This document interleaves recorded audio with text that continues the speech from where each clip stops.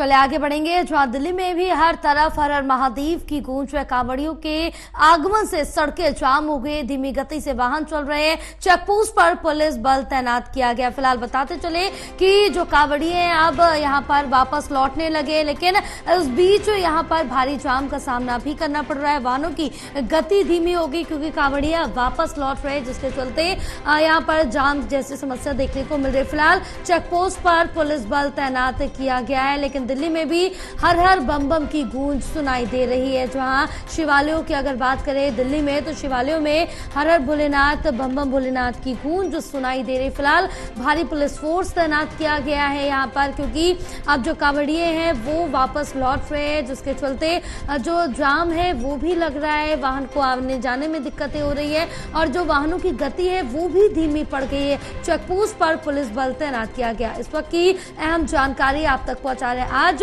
सावन की शिवरात्रि है और इसके साथ ही श्रद्धालुओं में भी खासा उत्साह नजर आ रहा है। शिवालयों में पूरी तरह से भीड़ है और प्रशासन मुस्तैद है। हमारे साथ हमारे सहयोगी रिया राय फोन लाइन पर जुड़ी हुई है और ज्यादा जानकारी लेंगे।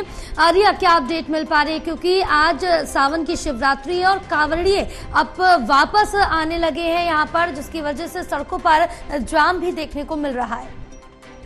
जी बिल्कुल जयापाल, देखिए आज कांवड़ यात्रियों के आगमन की वजह से राजधानी दिल्ली के कई सारे जो हिस्से हैं वो जाम की स्थिति से जूझ रहे हैं। बहुत ज्यादा जो लंबा जाम है इस वक्त वो सड़कों पर देखने को मिल रहा है और खासतौर से जो गाड़ियों की गति है वो बहुत ज्यादा धीमी हो चुकी है, क्योंकि कई सारे जो रूट्स हैं उन पर कांवड़ यात्री कांवड़ लेकर अपनी आगे बढ़ रहे हैं। कई सारे भारी वाहन जो कांवड़ यात्रा में इस्तेमाल किए जाते हैं वो कहीं ना कहीं पर रोड पर नजर आ रहे हैं और काफी जो डीजे होते हैं और महादेव के जो भजन है उनको बजाया जाता है, तो कहीं ना कहीं पर उनकी स्थिति झूमते नाचते आप कह सकते हैं कि कांवड़ यात्री पैदल भी चल रहे हैं।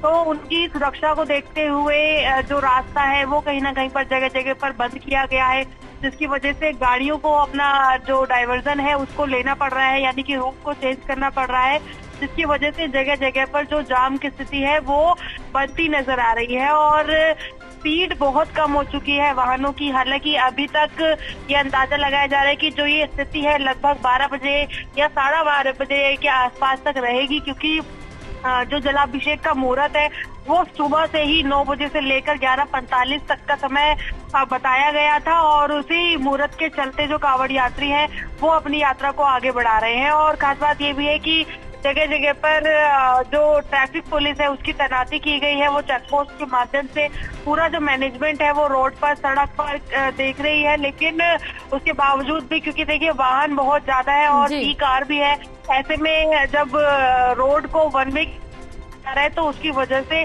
जो गाड़ी है वो कहीं ना कहीं पर जाम और जाम की वजह से लोगों को कह सकते हैं कि थोड़ी दिक्कतें भी आ रही हैं, क्योंकि अपने स्थान तक पहुंचने में काफी लंबा समय लग रहा है। तो इस सावन के पावन अवसर पर कांवड़ यात्रियों का आगमन हालांकि बेहद अच्छा है कि शिव भक्त जो है उनके बीच में धूम देखने को मिल रही है, लेकिन सिर्फ आप कहिए कि मंदिर में ही शिव भक्तों की झूम और महादेव के जो जयकारे हैं उनकी आवाज नहीं, बल्कि सड़कों पर भी पूरी तरीके से कांवड़ यात्रियों के माध्यम से भी शिवरात्रि का सावन के पावन अवसर का जो एहसास है वो सड़कों पर भी हो रहा है। एक तरफ जाम है, दूसरी तरफ कांवड़ यात्रियों के द्वारा जो भजन है वो कहीं ना कहीं पर सड़कों पर सुनाई दे रहे हैं। जयपाल, बिल्कुल रिया, क्योंकि यहाँ पर जिस तरह से देखें कि श्रद्धालुओं में खासा उत्साह है। अगर इस बीच हम मंदिरों की बात कर लें तो वहां पर क्या कुछ व्यवस्थाएं रखी गई, क्योंकि शिवालयों में भी श्रद्धालुओं की बड़ी संख्या देखने को मिल रही है। जी बिल्कुल, देखिए जयपाल, मंदिरों में तो विशेषकर अगर बात करें तो काफी समय से ही जो तैयारियां हैं उनको पूर्ण किया जा रहा है, क्योंकि न सिर्फ सोमवार के दिन में खास विशेषकर से जो जलार्पण होता है उसको किया जाता है, बल्कि जब सावन की शुरुआत हो जाती है तब से ही जो मंदिर है उनमें रोजाना मतलब कि 4 से 5 दिन तक जैसे ही महादेव को लेकर जो आरती है और जलाभिषेक है इन सभी चीजों को किया जाता है। तो आज तो काफी विशेष दिन है, क्योंकि सावन का जो मूल निचोड़ निकल कर आता है वो होता है जलाभिषेक। और आज जलाभिषेक है, जहां पर कांवड़ यात्रियां लंबे यात्रा को कर भगवान भोले को जल चढ़ाने के लिए जाते हैं, और जो शिव भक्त होते हैं वो मंदिरों में जल चढ़ाने के लिए जाते हैं।